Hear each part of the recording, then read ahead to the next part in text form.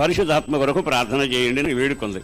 నేను ప్రార్థన చేశాను, తాను ప్రార్థన చేసుకుంటుంది. కానీ విచిత్రం ఏమిటి తెలుసా, ఎంత కాలానికి పరిశుద్ధాత్మ చేత నింపబడాల.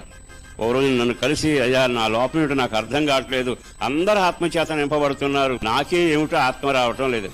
నేను చిన్న మాట చెబుతానమ్మా విను. నీవు ప్రార్థన చేసేటప్పుడు ఈ వాక్యాన్ని జ్ఞాపకం చేసుకోమని ఈ వాక్యాన్ని చదివా. వారు ఏక మనసు కలిగి అని ఉందమ్మా. నీకు నీ ఇంటి వారికి, నీకు నీ పక్కన కూర్చున్న వారికి ఏక మనసు ఉందా అని.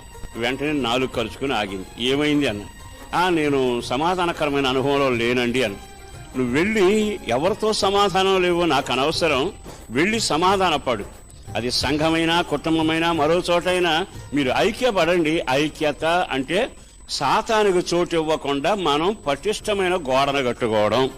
మీరు ఎప్పుడైతే అలా చేస్తారో ఆత్మచేత నింపబడతారు. తన ఇంటికి వెళ్ళింది, తన భర్తతోనూ తన కుటుంబంలో ఏమేమి జరిగిందో తెలియదు.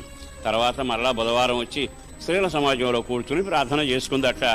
పరిశుద్ధాత్మ తాకిడి అనుభవించింది. దేవునికే మహిమ కలుగునగాక. ఈ జీవితంలో ఒక నగ్న సత్యం ఎప్పుడు మర్చిపోబాకు. మీరు చేసిన దోషములు, నేను చేసిన దోషములు అనే పదం దగ్గరకు వస్తే దేవుడు నిర్ణయించిన క్రమాన్నట జరగనివ్వకుండా మన పాపాలు అడ్డుపడుతున్నాయట. మీకు మేలు కలగకుండుటకు మీ పాపములే కారణము. మీ పాపాలే కదా మీకు మేలు జరగకుండా అడ్డుపడుతున్నాయి. నా స్తుతి పాత్రుడా